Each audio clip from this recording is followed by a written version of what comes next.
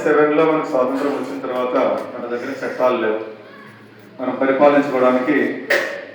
అప్పుడు వారు తయారు చేసినటువంటి 1935 యాక్ట్ అనే ఒక రాజ్యాంగబద్ధమైనటువంటి ఒక యాక్ట్ ఉండేది. దాదాపు 80% కాన్స్టిట్యూషన్ అప్పుడే రాయేసి 1935 యాక్ట్. 1950 వరకు వాళ్ళు తయారు చేసినటువంటి చట్టాలతో పరిపాలించారు కాబట్టి దీన్ని ఏమంటారంటే డమ్మీ ఇండిపెండెంట్ పీరియడ్ అంటారు.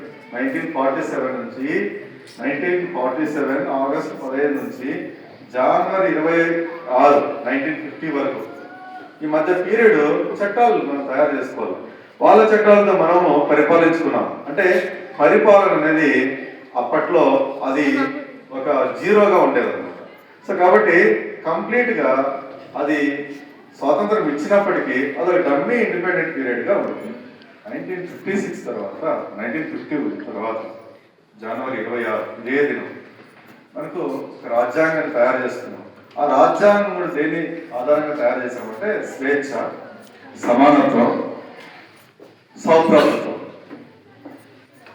స్వేచ్ఛ, సమానత్వం, సౌభ్రాతృత్వం ఇవి 3 మూల అంశాలు. వీటి మీద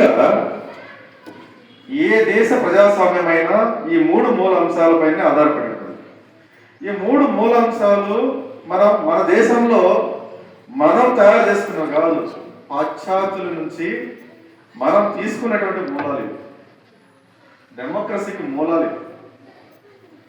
మన భగవద్గీత నుంచినో లేదంటే ఖురాన్ నుంచినో లేకపోతే బైబిల్ నుంచినో తీసుకోవాలా. పాశ్చాత్యులు చాలా వరకు అత్యున్నతమైనటువంటి మూలాలైనటువంటి స్వేచ్ఛ, సమానత్వం, సౌభ్రాతృత్వం అనే 3 మూలాలను తీసుకొచ్చి ఆ 3 మూలాలపై మన భారతదేశ ప్రజాస్వామ్యాన్ని నిర్మించుకున్నాం.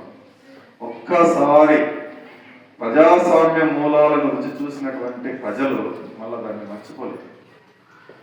కమ్యూనిజం తీసుకోండి, ఫెయిల్యూర్. చాలా దేశాల్లో కమ్యూనిజం ఫెయిల్యూర్, సోషలిజం ఫెయిల్యూర్, ప్రశ్న చూస్తున్నాం. కానీ డెమోక్రసీ అమెరికా చూడండి అద్భుతంగా వెలిగిపోతుంది ప్రపంచంలో. సో డెమోక్రసీ అనేది ప్రజల స్వేచ్ఛకు ఒక గొడ్డలు పెట్టున్నది. సో ఈ ప్రజాస్వామ్యాన్ని మనం కాపాడుకోవాలంటే ఈ సమాజంలో ఈ మధ్య ఎక్కడ చూసిన అవినీతి, ఆశ్రిత పక్షపాతం, బంధుప్రీతి ఇవి పెరిగిపోతాయి. ఇవి సమాజానికి డెమోక్రసీని వెక్కిరించే పదాలు, వెక్కిరించే వ్యవహారాలు.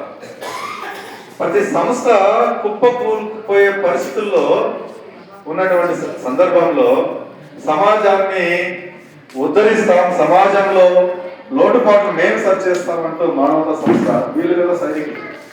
బార్డర్లో మన సైన్యం పనిచేస్తే సమాజంలో విలువలు నేర్పించి ఇలా బతకండ్రా, ఇలా ఉండండిరా అని చెప్పి వీరు మన సమాజంలో సైనికుల్లా పనిచేస్తున్నారు. నిజంగా మీకు ప్రత్యేకించి ధన్యవాదాలు సార్. ప్రత్యేకించి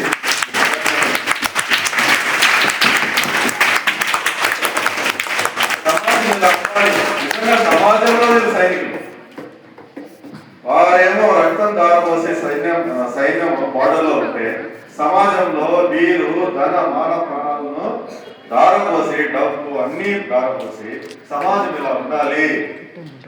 డబ్బు కూడబెట్టుకోవడంలే, ఉన్న డబ్బును ఉన్న జ్ఞానాన్ని ఇంకా సార్ చెప్పినట్టు ఇంకా మీకు ఏదో చేయాలని మీతో మాట్లాడాలని అని అనిపిస్తుందండి ఈ వయసులో వారికి. చాలా గొప్ప విషయం. Thank you sir. మీరున్నంత వరకు, మీలాంటి వాళ్ళు ఉన్నంత వరకు ఈ దేశ ప్రజాస్వామ్యం నిలబడుతుందని నేను కోరుకుంటున్నా, నేను అనుకుంటున్నా. Thank you sir. సో ఇప్పుడు మీరు అన్నట్టు